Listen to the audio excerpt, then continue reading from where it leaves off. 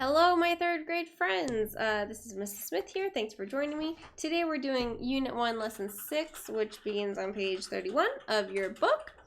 But before we do that, I wanted to ask you, did you practice these math facts? That was part of your math from yesterday. It's really, really, really, really important. I just taught the 4th grade lesson, and you just have to be like whipping out those math facts like nobody's business, and the only way to really memorize them is to practice. So make sure you practice. If you haven't practiced it yet today, spend a couple minutes right now. I'll wait. Pause the video. It's fine. Don't worry about it. All right. Now let's move on to lesson 6. So today we're going to talk about this thing in this book. It's called the target. Sometimes it's called a multiplication table because it's like a grid, right? Like a table. And talk about how it can be used. This is something that I use both as a tool to, quickly find a fact if you're looking for it, practicing memorization, and also to quiz yourself. You can make a blank one of these, and then you can have the factors there, and then fill in all the products. And then you can see how fast you can fill in all the products. That's one of my favorite little exercises. You can try to beat your own time. So if one day you can fill it out in 10 minutes, maybe the next day you could fill it out in 9 minutes.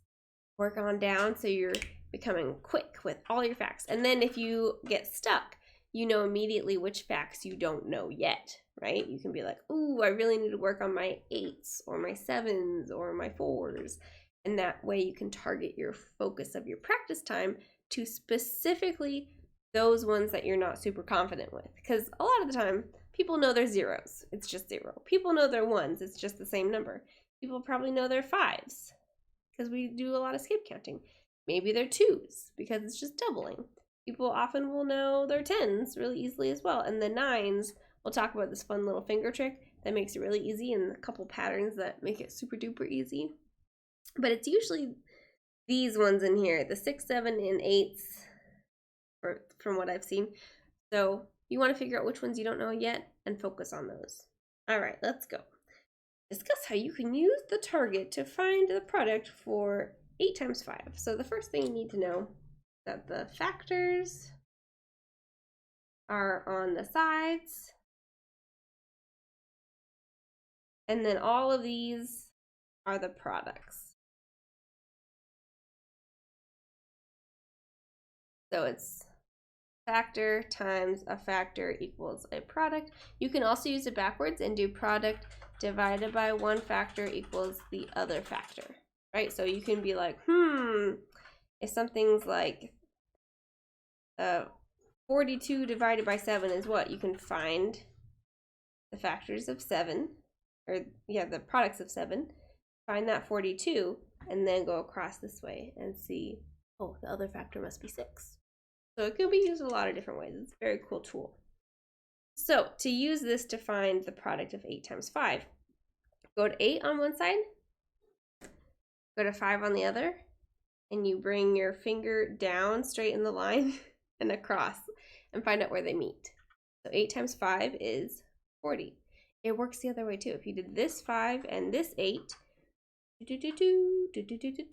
40. You just have to be careful for making sure you don't have a wobbly finger and going like, whoa, because then nothing will be right. So just be careful. Discuss how you can use the target to practice division. We did that already. If you know one of the factors, right, like that 7 and the 42, then you find that 7, you go down till you find the 42, and then you go across to find the other factor, and that's the 6. Or you could go to this 7, go to the 42 in that row, and then up to that factor, and it's still 6. Because it's consistent. Practice using the target. I want you to keep this page. Don't throw this page away. It's really helpful. So have it in, maybe you want to put it in your car or give it to your sibling so they can quiz you on them, because it's really almost all the facts that you need to memorize. When using the target, how are multiplication and division alike? How are they different? Well, think about it. How can we write a sentence about that?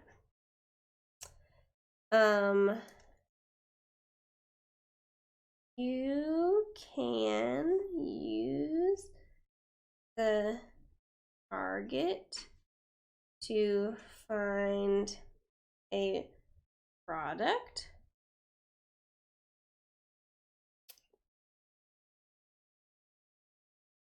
or a missing factor. I don't know. That's what I'm going to write for that because it's kind of like a weird question. All right, let's move on and look at the back. Make sense of problems. Write an equation and solve the problem. Okay. Miss Chang bought 8 pairs of mittens. How many individual mittens did she buy? Well, you know, a pair, mittens are, I don't know if you live somewhere warm, but mittens are, they're like gloves, but they don't have individual fingers. Like, think of an oven mitt if you're not from somewhere that gets cold. So she bought 8 pairs. So this is 1 pair, and she bought 8 of those. So that is a group of 2, 8 times. 2 times 8 equals, and let's practice using our target. One of the factors is 2. The other factor is 8. Get on down. Boop. 16. How nice. Now, if you're doing that, I want you to say to yourself, 2 times 8 is 16, because, you know, then you don't have to look at this every single time. You'll memorize it. So 8 mittens. All right. Brian divided 10 crayons. So he divided 10 crayons equally between his 2 sisters. So we had 2 sisters. Let's say that one. One gets that box, one gets the other one. He's having 10 evenly go into both. So 1, 2, 3, 4, 5, 6, 7, 8, 9, 10. The question is, how many crayons did each girl get? So that 10 divided by 2 equals how many in each group? 1, 4, 5. So we'll write 10 divided by 2 equals 5 crayons.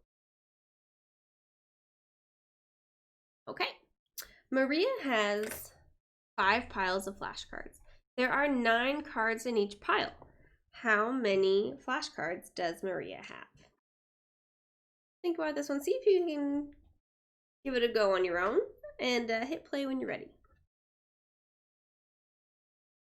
So 5 piles.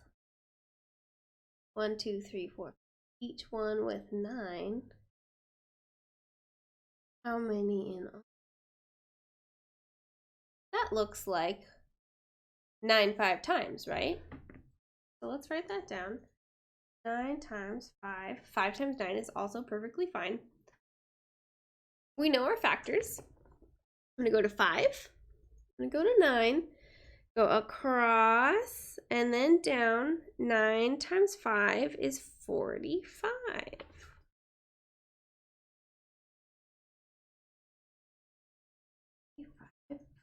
Flash cards. Okay. A parking lot has 5 rows of parking spaces. 5 rows. 1, 2, 3, 4, 5. With the same number of spaces in each row. That's a big hint. We're doing multiplication, division, something like that, because it's equal groups. There are 35 spaces in the lot. How many spaces are in each row? So what I could do here, and it's totally fine if you want to do this, is I could put 1 in each and be counting up until I hit 35 and then count how many are in the row. Like 1, 2, 3, 4, 5, 6, 7, 8, 9, 10, 11, 12, 14, 15, all the way to 35 and see how many it is. You will get the same answer if you go 5 rows, find the product 35, and then go up. And what is it? Okay, and even if we did it this way, this was 30, or no, this was 16, 16, 17, 18, 19, 20, 21, 22, 23, 24, 25, 26, 27, 28, 29, 30, 31, 32, 33, 34, 35, and you can still see here 1, 2, 3, 4, 5, 6, 7. 5 times 7 equals 35, or 35 divided by 5 equals 7. Yep.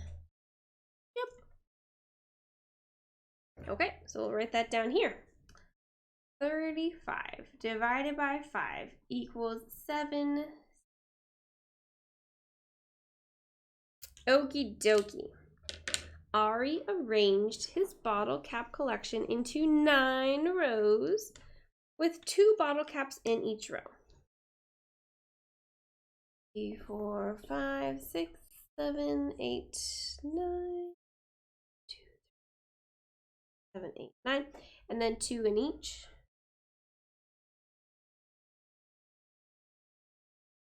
What does that look like to you? It's 2 how many times? It's 2 9 times, right? So we'll write that down. 2 times 9. And then we'll go over to our target. And we'll find the 2. Boop. And we'll find the 9. Boop. And then we'll go over like that and down. And it's 18. Equals 18. All right. Now this last one here is a little different. I'm going to put my cap on my marker. Okay. Write a word problem that can be solved using the equation 45 divided by 5, where 5 is the number of groups. So that's like 2 was the number of sisters, or 5 was the number of rows. So you can use that as inspiration. That's fine. 5 is the number of groups. Pause, write your question, and then hit play when you're ready. Okay? Let's see. So I had 45 muffins. I put the same amount into 5 baskets. How many muffins per basket?